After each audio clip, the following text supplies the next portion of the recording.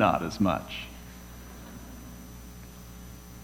If you had to guess at which one of those people would become a physics teacher, which one would you pick?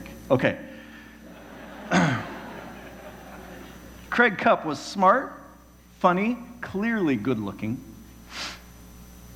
He had all the stuff. He was all-state in football. He was the quarterback, of course. He went on to win a national title in football at PLU, a football powerhouse at the time, not Division I, but national championship. Broke all kinds of college records as a quarterback. But I'll tell you, it wasn't about the football that made Craig so amazing. He was just a genuinely great guy. His eye was on a legacy far beyond what he could do on the football field. It was on how he could live Christianly. Now, at the other end of the spectrum at my high school was Cheryl. I don't have a picture of Cheryl. Cheryl had some kind of developmental disabilities and some physical stuff going on too, but it was somewhat slight. It wasn't bad enough to where people felt bad enough for Cheryl that they treated her well. Instead, Cheryl was pretty ostracized. She didn't fit in.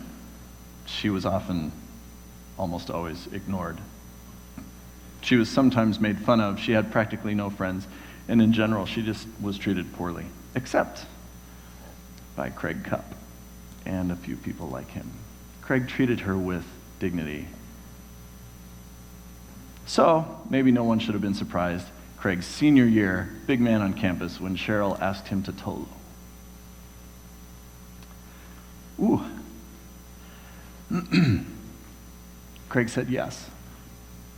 He said absolutely.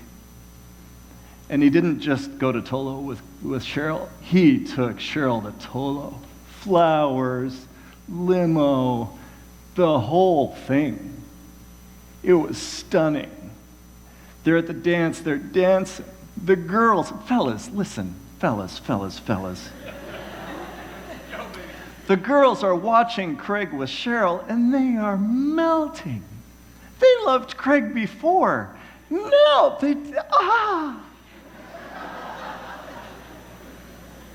And the guys are like, if all it takes to get the attention of a girl is to be nice to another girl, if I had only known.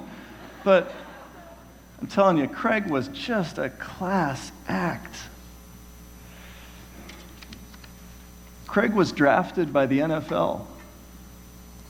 He played several years in the NFL. Okay, he was in the NFL for several years. He didn't play a lot, but he was in the NFL. I'll tell you, Craig's a good friend of mine. I don't remember which teams he played for or sat for. I don't even remember for sure how many years he was in the NFL.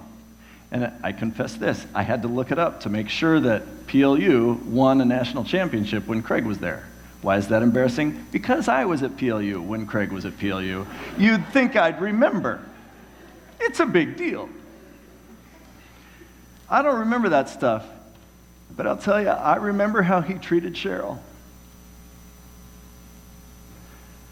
I have told that story about Craig dozens of times. It influences the way I live my life. Ever since Craig's legacy includes, ever since he did that, Craig's legacy includes my changed life and Cheryl's changed life, I bet, and lots of other people at high school that were paying attention. You can be a power for good like Craig. I can be a power for good like Craig. In fact, we have legacy superpowers. What are they? They're things like humility and unselfishness and integrity and giving a smile when someone insults you and being in the habit of treating others far better than you expect to be treated. These are legacy superpowers. Now, the thing about superheroes is this. A superhero who refuses to use their superpowers is no superhero. If you doubt this, watch a movie called The Incredibles. A superhero who doesn't use their superpowers is just ordinary. So, my challenge to you is this. Let's go out there and let's make sure our superhero powers don't go unused. Okay? Okay. Remember, if any of this that you heard today makes you want to talk about your own story, do it. If you want to talk to me, talk to me. If you want to talk to somebody else, talk to them. Take a chance. Give it a shot.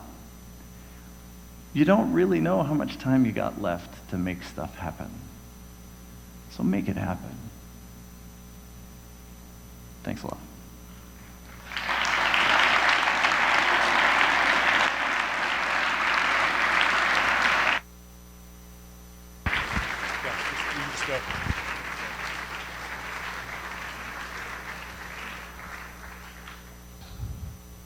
There's a reason that simple announcements are intended for the beginning.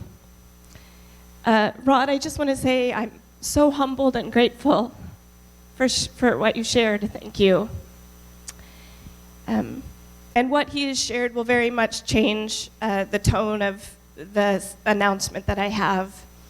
I wanted to remind all of you that you are invited to imagine yourself a part of a 2016 BCS mission experience team to Thailand or El Salvador or Costa Rica.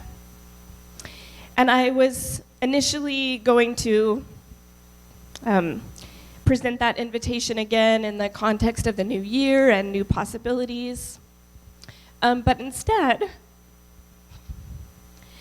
I want to tell you that these trips are defined by the relationships that you make with team members and the people you meet.